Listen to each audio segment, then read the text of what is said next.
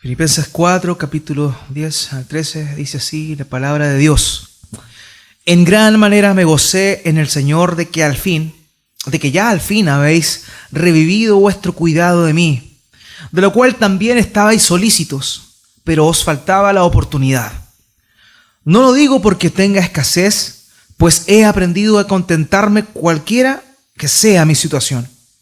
Sé vivir humildemente y sé tener abundancia. En todo y por todo estoy enseñado, así para estar saciado como para tener hambre, así para tener abundancia como para padecer necesidad. Todo lo puedo en Cristo que me fortalece. Inclina su rostro y acompáñeme a orar. Padre amado, Señor Dios Todopoderoso, digno de nuestro honor, digno de nuestro reconocimiento. Padre, tú eres único en la seidad, tú eres independiente, no hay nadie como tú, nada se puede comparar a ti. Eres tan grande, Dios amado, y cada uno de tus atributos, de tus perfecciones, no las podemos de alguna forma siquiera contemplar en su magnitud. Padre, tú eres tan tremendo y nosotros tan viles y pequeños. Por eso te pedimos humildemente esta mañana que seas tú hablando a nuestras vidas, que nuestro duro corazón sea quebrado, reventado con tu palabra de verdad, y que tu Espíritu Santo sea aquel que realiza esa obra en nosotros. Que no sea un sermón más, Señor, el que escuchamos, sino que verdaderamente podamos tener un oído atento, un corazón dispuesto para que tu Espíritu Santo nos confronte esta mañana, y que no tan solo podamos ser confrontados, sino también a la vez animados a cambiar si es que estamos equivocados. Si es que estamos pecando, Señor, podamos arrepentirnos y volvernos a ti. A ti, aquel que dio a su Hijo unigénito Jesús en la cruz del Calvario para darnos salvación y vida eterna. Padre, humildemente y de manera personal, te ruego que seas tú obrando por medio de mí. Saca todo aquello que no corresponde a tu palabra. Y que seas tú hablando esta mañana a cada uno de nosotros. Que tu palabra de verdad sea expuesta, sea predicada, y que nuestros corazones sean quebrantados delante de ella. Gracias, Señor, te doy en el nombre de Jesús. Amén. Amén.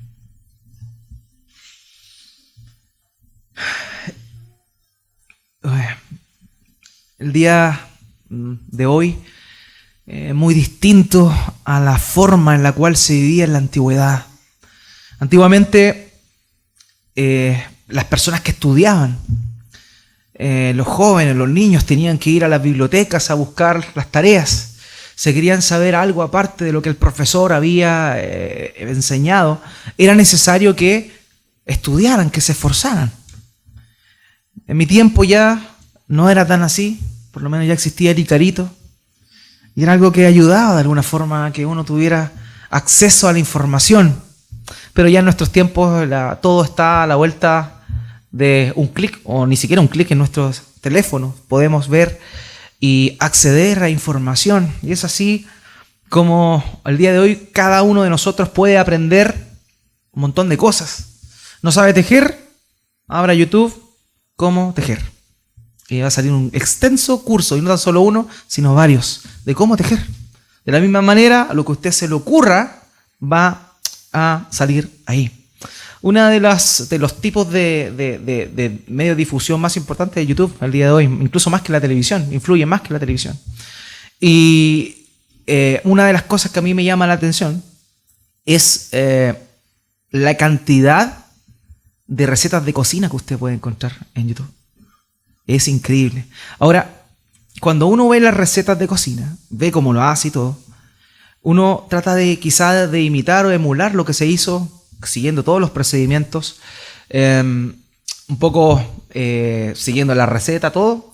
Y cuando uno termina de cocinar, se da cuenta de que lo que te hizo no es en nada parecido a lo que salía en el prototipo original. ¿Por qué pasa esto? Porque normalmente cada cocinero o cada actividad que alguien puede enseñar tiene una técnica o tiene un secreto. Y es ahí donde está la clave de eso. No tan solo basta conseguir una seguidilla de seguimientos o de procedimientos, sino hay que saber cuál es el secreto para hacer las cosas. Como dice el eslogan de una pizzería por ahí, el secreto está en la masa. Y la verdad es que es importante conocer los secretos de algunas cosas para poder, de alguna manera, saber cómo emular eso de manera perfecta. En este pasaje, el apóstol Pablo nos va a dar su secreto. Y es un secreto tremendo, hermanos míos, que quiero invitarle a que esta mañana pueda usted junto conmigo ver en la palabra de Dios. Recordemos que estamos en la sección final de la epístola. Pablo la está terminando, concluyendo, y la semana pasada vimos las últimas exhortaciones que él le daba a los hermanos en Filipos. Vimos que desde el versículo 4 del capítulo 4 al versículo 9 del capítulo 4 correspondería, por así decirlo, a la última exhortación, en la cual el apóstol quiere que los hermanos se queden. Y es ahora que en esta porción de aquí, desde el versículo 10 hasta el último versículo de la epístola, Pablo comienza a hablar de una manera distinta, de una manera que evoca mayor amistad.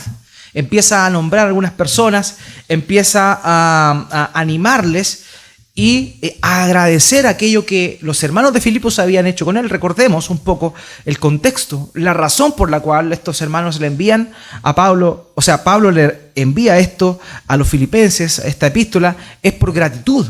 Los filipenses habían enviado a un hombre llamado Epafrodito, no sé si lo recuerdan bien, lo vimos hace unas cuantas semanas, a que él llevara un donativo a Pablo. Entonces, la razón, el propósito fundamental de la epístola de Pablo a los filipenses es ese: responder de alguna manera en gratitud a la obra que ellos habían hecho con él. Pero también, obviamente, Pablo tiene un corazón pastoral y no desperdicia la oportunidad para hacerle todas las exhortaciones que le hizo referente a la unidad, referente a la humildad, referente a tener cuidado de aquellos que de alguna manera querían judaizar la iglesia. Y es así que él aprovecha esta instancia de la ofrenda de los filipenses para poder de esa forma enseñar también a ellos. Pero en esta última sección, como les decía, él empieza a agradecer a ellos. Y eso era algo muy común en la época en la cual Pablo vivía junto con los filipenses. Había lo que se llamaba o lo que se conocía como la amistad greco-romana. Y esa amistad greco-romana consistía básicamente en sostener una amistad profunda, pero siempre buscando el beneficio del otro. Y como eso era así, era una reciprocidad. Es decir, era una amistad la cual yo le daba a la otra persona y la otra persona me daba a mí. Entonces, los términos que empieza a emplear Pablo acá son un poco parecidos a lo que en esa cultura se conocía en aquel entonces, ¿ya? Ahora bien, como le decía, esta última sección, él le empieza a agradecer a los hermanos. Le empieza a agradecer, y es por eso que incluye en esta sección los agradecimientos, puesto que las cartas en ese entonces no eran leídas de manera personal como las leemos nosotros el día de hoy.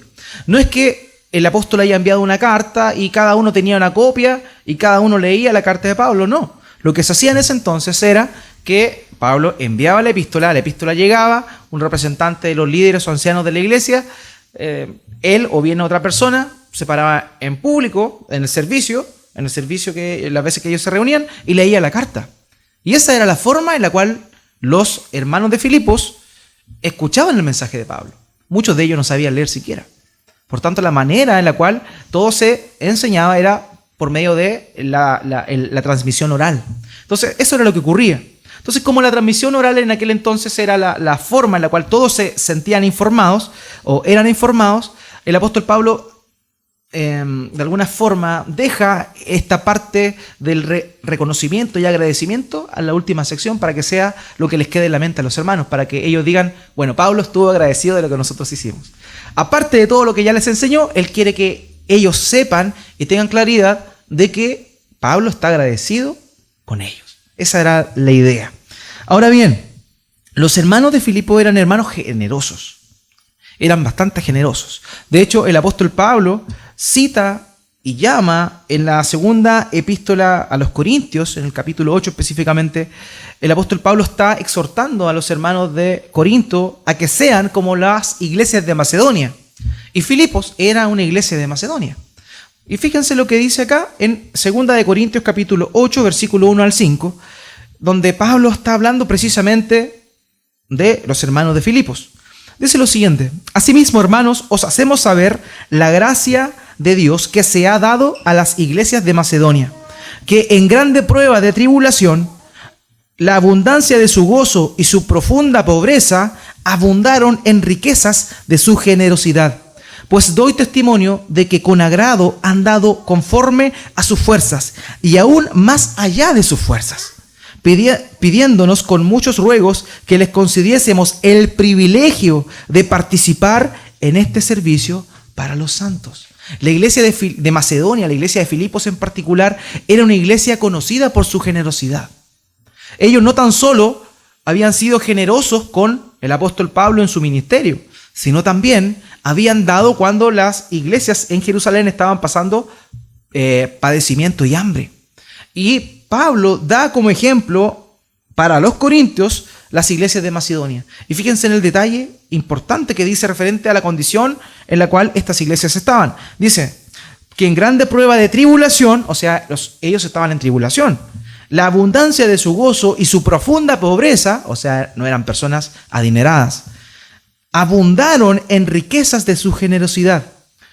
Pues doy testimonio de que con agrado han dado conforme a sus fuerzas y aún más allá de sus fuerzas.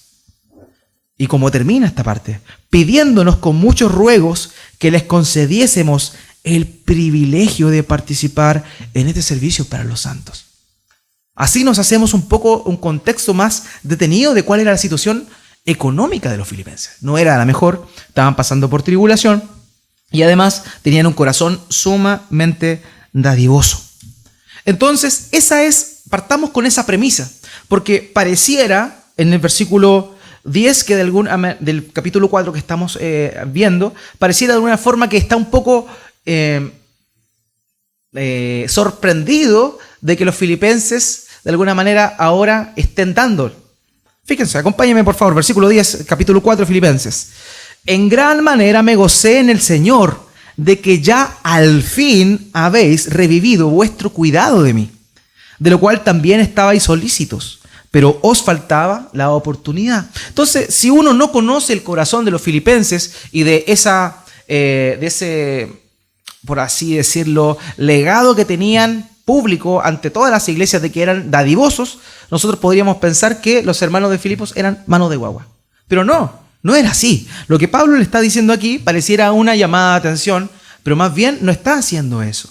No está realizando eso el apóstol Pablo. De hecho dice, en gran manera me gocé en el Señor de que ya al fin habéis revivido vuestro cuidado de mí. Los filipenses tenían cuidado del apóstol Pablo.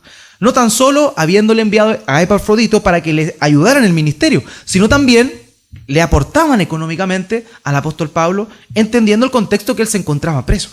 Él estaba preso, no sabemos dónde, pero estaba preso, no sabemos el tiempo, pero había pasado gran tribulación y los hermanos de Filipo no se habían exento del cuidado del apóstol, enviándole a alguien que le ayudara y también ayudando económicamente.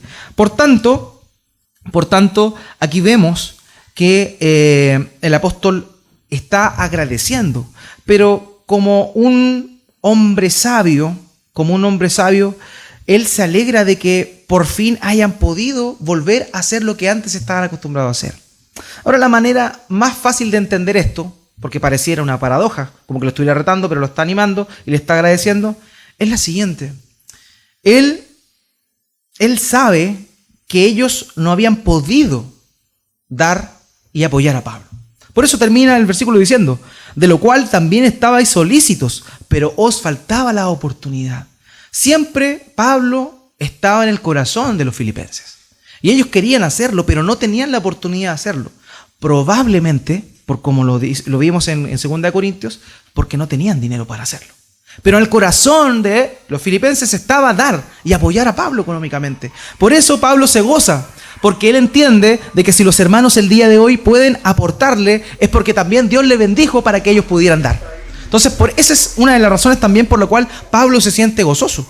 Gozoso porque ahora los hermanos de alguna forma tienen para poder dar también. Tienen para subsistir y también para dar.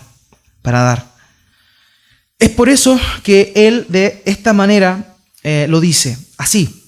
Reconoce que por un tiempo ellos no habían estado aportando, pero que ahora lo volvieron a hacer, pero ese aporte o ese cese del aporte había ocurrido básicamente porque no tenían las condiciones para poder realizarlo.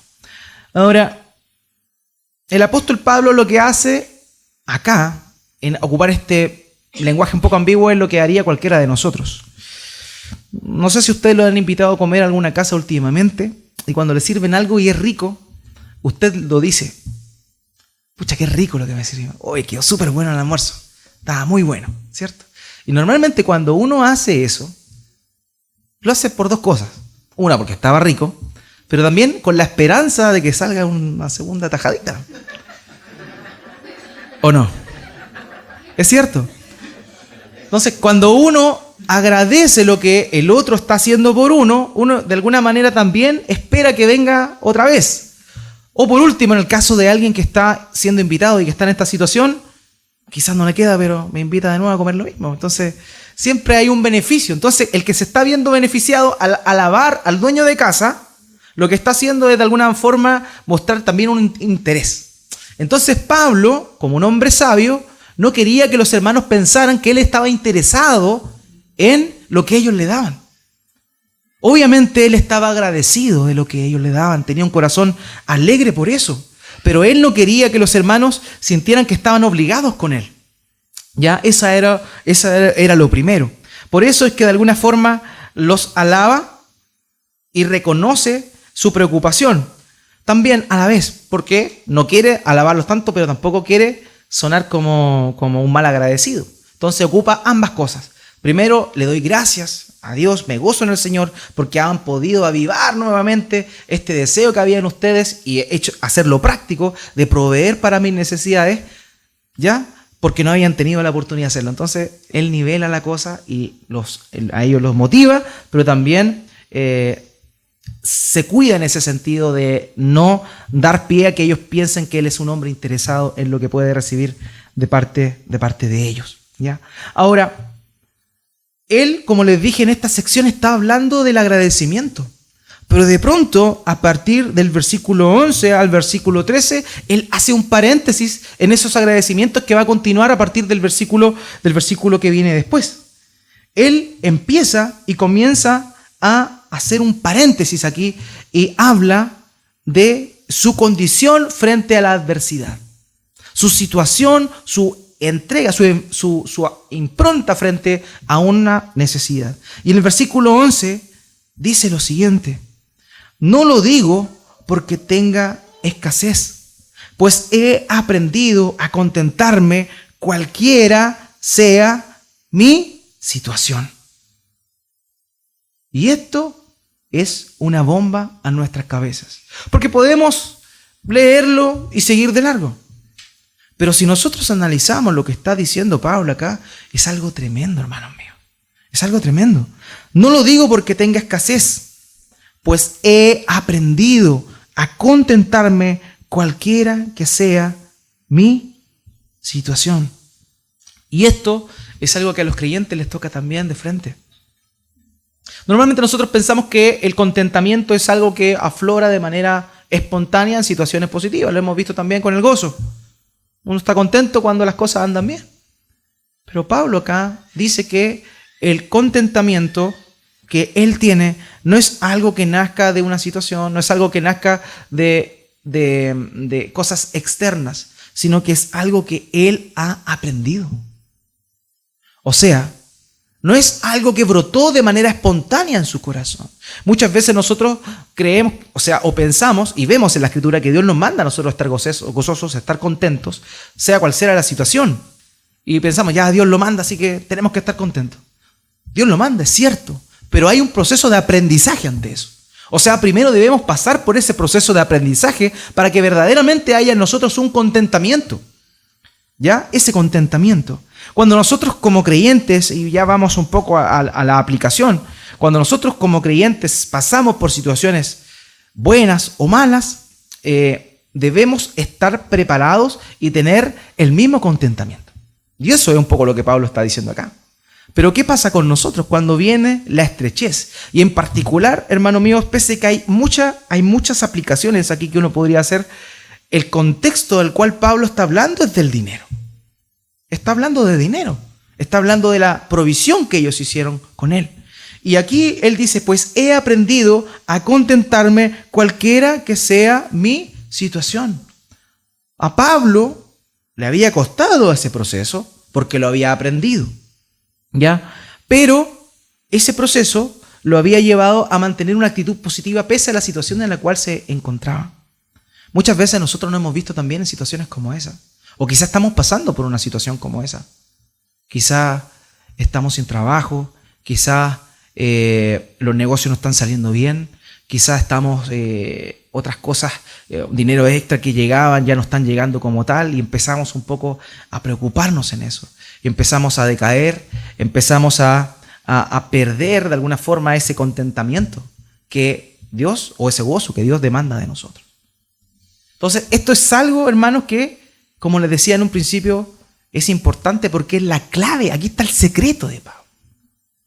Hoy en día se habla del secreto, incluso hay una moda de la nueva era llamada el secreto, que consiste en la ley de la atracción, que se supone que era el secreto de todos los grandes personajes de la historia, que consistía en pensar de manera positiva.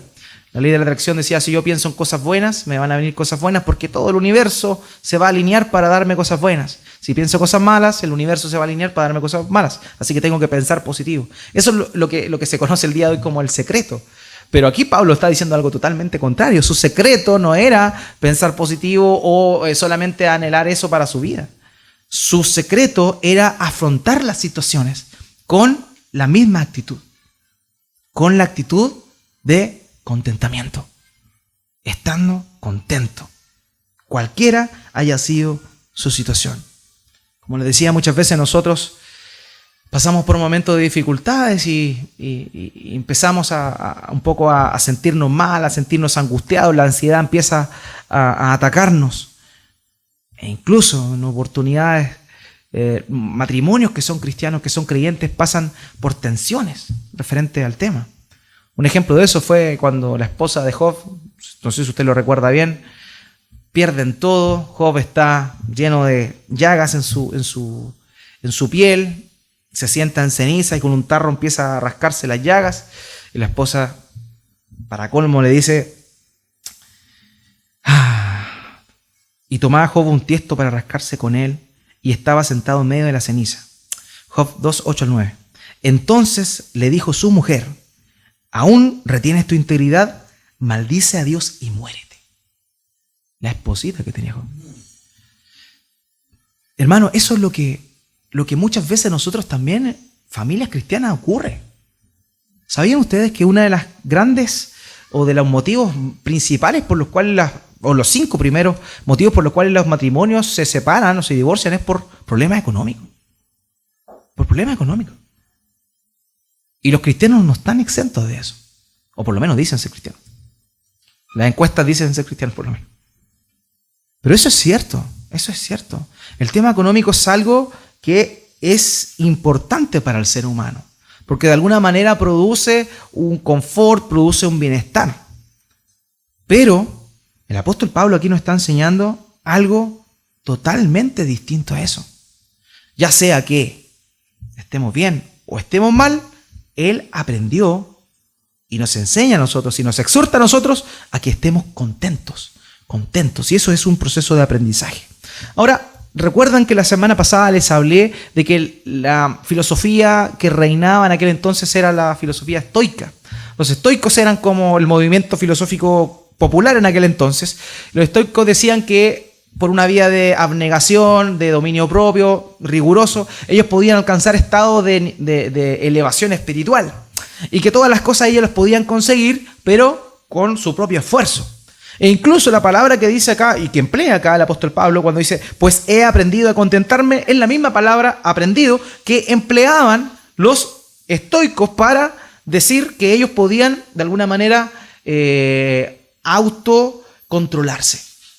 Entonces ellos de manera solitaria, por así decirlo, aprendían cosas de la vida y de esa manera ellos, por medio de su propio esfuerzo, de su propio trabajo, ellos conseguían cosas. Entonces, de alguna forma, Pablo está empleando un idioma que los hermanos conocen.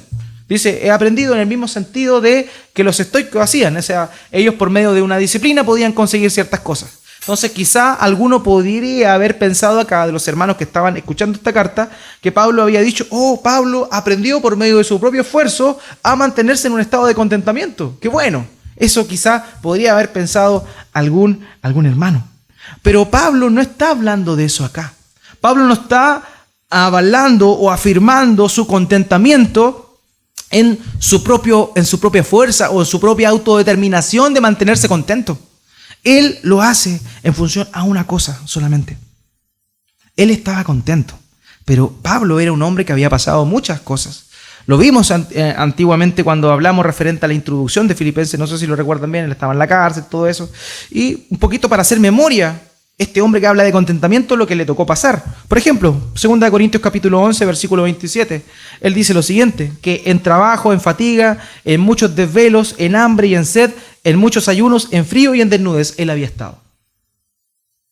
Fíjense, cada una de las cosas que él había estado. Trabajo, fatiga, desvelos, hambre, sed, ayunos, frío y desnudez. 2 Corintios 6:10 dice, como entristecidos, mas siempre gozosos, como pobres, mas enriqueciendo a muchos, como no teniendo nada, mas poseyéndolo todo. Pablo no lo había pasado bien. Sin embargo, él estaba en un estado de contentamiento constante que nos llama la atención a nosotros. Ahora, cuando nosotros encontramos estos mensajes en la Escritura, y de alguna forma le compartimos a otra persona, muchas veces las personas no nos van a entender esto. Porque Pablo está diciendo, oye, él estaba pasando por tribulación, estaba pasando por escasez, y él estaba contento. O sea, era terrible conformista Pablo. Porque el conformismo hoy en día es catalogado como una debilidad. ¿Cierto? Las personas que son desconformistas dicen, no, esta persona va a seguir adelante y va a subir y va a llegar más arriba porque anhela más, porque no se conforma con lo que tiene. Pero Pablo está diciendo aquí, de alguna manera, que no que se conformen, sino que ellos se den cuenta en quién están. No se trata de conformarte, se trata de estar contento. Y esa es la cosa que cuesta, porque como el mismo apóstol Pablo dice, es un proceso de aprendizaje, no es algo que esté a la vuelta del día. Él estaba contento en toda situación, ya fuera que tuviera o que no tuviera. Y eso es tremendo. De alguna manera podemos entender un poquito más esta idea de Pablo con un pasaje en Proverbios. El salmista dice en Proverbios 38, vanidad y palabra mentirosa aparta de mí. Dice, no me des pobreza ni riquezas, manténme del pan necesario. Muchas veces nuestra petición es un poco esa. No me dé riqueza ni pobreza, manténme ahí nomás, cosa que no pase ni para un lado ni para el otro. Pero fíjense aquí que Pablo está hablando de los extremos. Él está hablando que él no se encuentra contento ni siendo tan pobre ni siendo tan pudiente, sino que él se encuentra contento en toda situación. En toda situación. Entonces, eso es lo tremendo que él empieza a decir acá. Y ahora va a introducirnos y a elevar un poco más esas situaciones, haciendo contrastes tremendos, haciendo contrastes del cielo y la tierra. Versículo 12, sé vivir humildemente y sé tener abundancia. En todo y por todo estoy enseñado, así para estar saciado como para tener hambre, así para tener abundancia como para padecer necesidad. O sea, no es tan solo lo de Proverbios de mantenerse ahí un status quo, sino Pablo está hablando que su estado de contentamiento era porque él había aprendido y sabía vivir humillado, porque ahí humildemente, pero en rigor lo que la idea del texto nos muestra es que él estando humillado o teniendo abundancia. Porque una cosa es tener escasez y otra cosa es padecer humillación. Incluso la humillación va mucho más allá de tener escasez. Escasez es tener poca cantidad de algo. En cambio, estar humillado quiere decir que es tan poco lo que tiene que produce vejación a la persona. Entonces él dice, yo sé vivir humillado y sé tener abundancia. En todo y por todo estoy enseñado. Así para estar saciado como para tener hambre. Así para tener abundancia como para padecer necesidad. Pablo está hablando de los extremos, hermano. Y muchas veces nosotros no sabemos vivir en los extremos. En primer lugar, no sabemos vivir. En segundo lugar, no podemos vivir en un contentamiento en esos extremos.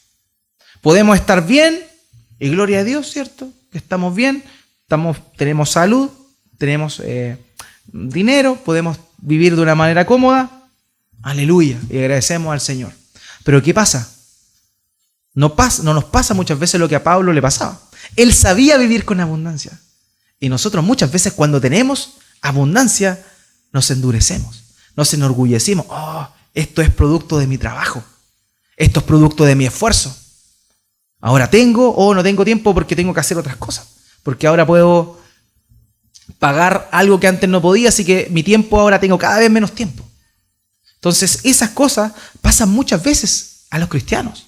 Empiezan a tener posesiones, más dinero, más recursos, y en vez de agradecer a Dios y entender que Dios le está proveyendo para poder bendecir también a otros y poder estar bien, ¿qué hace la persona? Se empieza a embotar, a enorgullecer, y en vez de buscar más al Señor, empieza a apartarse más del Señor. O sea, esa persona no sabe vivir con mucho.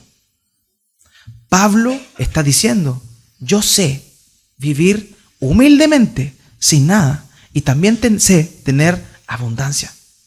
La vida de Pablo no debe haber sido una vida muy humilde que digamos, entendiendo contextualmente, él era un judío que había nacido afuera, pero era un judío de tomo y lomo. Recordemos cuando vimos su currículum que él da, dice que era hebreo de hebreos, ¿cierto? Había sido instruido a los pies de Gamaliel, uno de los maestros más prominentes de la época.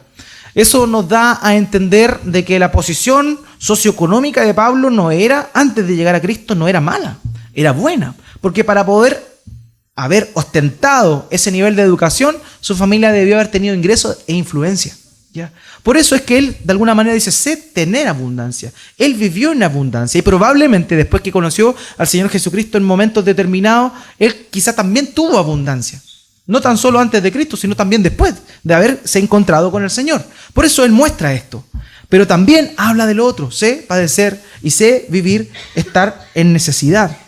Así para estar saciado como para tener hambre, para tener abundancia o para tener necesidad. Y es ahí donde nosotros estamos mal, porque no tenemos no hemos aprendido a mantenernos contentos en esas situaciones de nuestras vidas.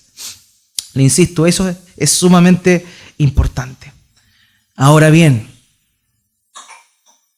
lo que viene ahora a decir el apóstol Pablo es su secreto. Versículo 13. Un versículo que seguramente usted tiene colgando por algún lado en su casa. Todo lo puedo en Cristo que me fortalece. Hermano mío, este pasaje es maravilloso y este versículo es maravilloso, pero en su contexto. En su contexto. Muchas personas, muchos cristianos emplean este pasaje para creer que lo que les está diciendo es que pueden lograr cualquier cosa que se propongan en la vida. Entonces, cierto, si usted conoce o ha oído alguna iglesia un poco más ligada al lado de la prosperidad, que le va a decir, oh, tú lo puedes en Cristo que fortalece, así que esfuérzate, confía en esos 10 millones que van a llegar y la cosa. Y eso es lo que se ofrece. ¿Por qué? Porque hay una promesa de Dios para tu vida. Todo lo puedes en Cristo que te fortalece y toda la gente. ¡Ah! Eso no es lo que la Escritura está diciendo acá.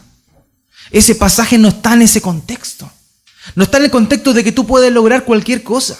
E incluso hay un peleador de la UFC, Jon Bon Jones, para aquellos que les gusta, que aquí tiene tatuado Filipenses 4:13.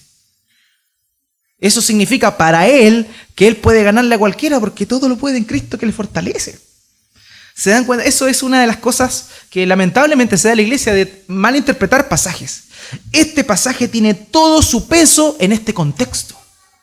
Hermano, ¿sabes vivir humildemente?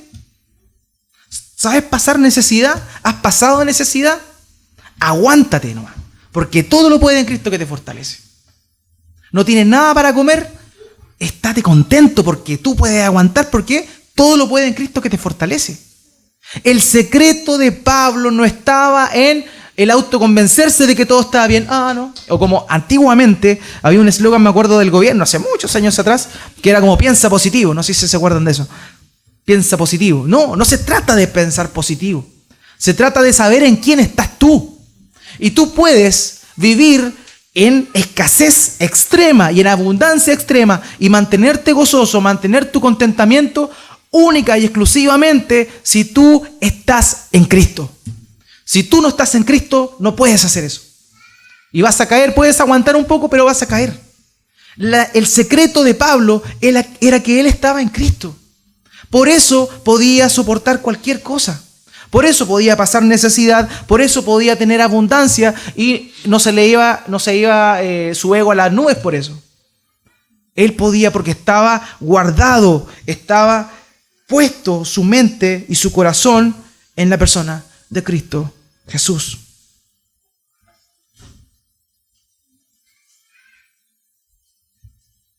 Eso era lo que el apóstol nos está mostrando aquí. Ese era su secreto. En el versículo 12, cuando dice, sé vivir humildemente y sé tener abundancia, en todo y por todo estoy enseñado. Esa palabra enseñado es distinta a la que aparece arriba cuando se habla de aprendido. Es distinta, porque esa palabra es la que se empleaba comúnmente en aquel entonces cuando alguna persona entraba a alguna religión de misterio y conocía los misterios de una nueva religión, que solamente podían conocer las personas que se metían a esa secta. Entonces Pablo emplea esa idea aquí. Sé vivir humildemente y sé tener abundancia. En todo y por todo estoy enseñado. Es decir, que él había aprendido el secreto para poder estar en una condición de contentamiento, ya fuera que tuviera o que no tuviera. Y ese secreto es solamente estar en Cristo. El Señor Jesucristo dijo en Juan capítulo 15, versículo 5, yo soy la vid, vosotros los pámpanos, el que permanece en mí y yo en él, este lleva mucho fruto, porque separados de mí, nada podéis hacer. Hermanos, hermanas, la fortaleza que nosotros necesitamos solamente puede provenir de Cristo, de ninguna otra parte, solamente de Cristo.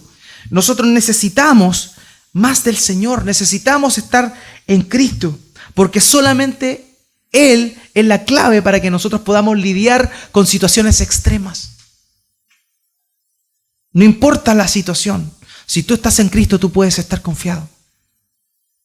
No se te van a subir los humos a la cabeza, ni tampoco vas a perder la esperanza en un momento crítico, porque tu corazón está confiado en Cristo.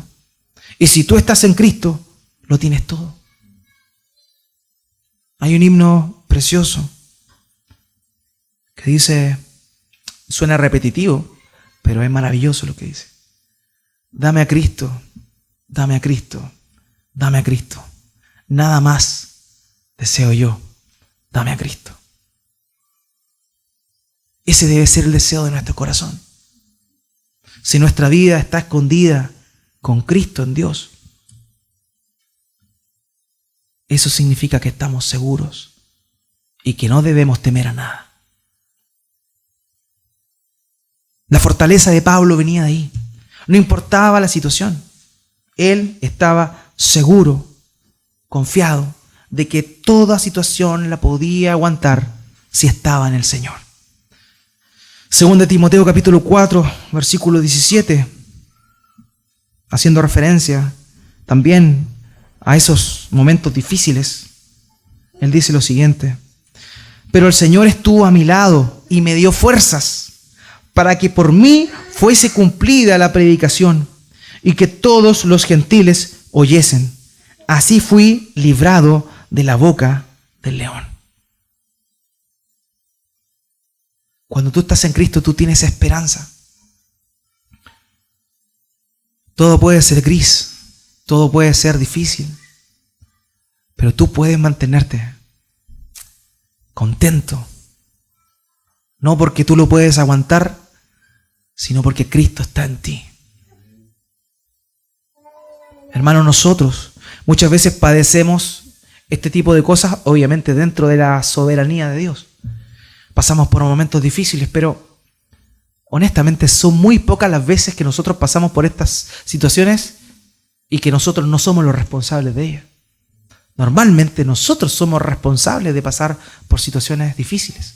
En otras oportunidades Dios nos quiere enseñar algo y la permite, y nosotros como Job somos inocentes de eso. Pero lo normal es que sea por culpa nuestra. Hermano, si tú has confiado en el Señor y te arrepientes, puedes pasar cualquier situación porque Él está contigo y Él no pierde cuidado de ti. En el hueco de su mano estás. Y tenemos esa maravillosa esperanza. ¿Saben cuál es el problema de esto? Si tú estás en Cristo, tú tienes una gran ventaja. Puedes asir de esta promesa maravillosa y buscar más al Señor para poder soslayar y pasar de largo estas dificultades. El problema es para aquellos que no están en Cristo. Aquellos que no están en Cristo están desesperanzados, no tan solo en esta vida, sino también en la venidera. Sin Cristo no hay tan solo una libertad de pensamiento como lo vimos la semana pasada. Podemos pensar en lo bueno, en lo justo, en lo amable, en lo de buen nombre, si hay virtud alguna, algo digno de alabanza. No tan solo en eso, no tan solo eso vino a ser el Señor, sino que también nos vino a librar a nosotros de nuestros yugos. Él cargó y llevó nuestro yugo. Y Él nos manda a nosotros a llevar el de Él. Mi yugo es ligero, dice el Señor. Por tanto, nuestra búsqueda, hermano mío, debe ser la del Señor. Debemos buscar al Señor, nosotros que somos creyentes. Pero si aquí hay alguien quizá que verdaderamente no está seguro, si ha confiado en el Señor, este es el momento para que él sepa o ella sepa que tiene que confiar en el Señor. Que solamente en Jesucristo puedes hallar salvación, que solamente en Jesucristo puedes hallar el consuelo ante una situación determinada y puedes aprender a vivir vida en contentamiento en un momento difícil. Solamente en Cristo. Sin Cristo no hay nada. Si confías en Jesús, te arrepientes, si crees en la obra maravillosa de Él, tú tienes salvación y todos estos beneficios pueden venir a ti. Pero si tú no rechazas, si tú rechazas esto, lamentablemente no hay vuelta atrás.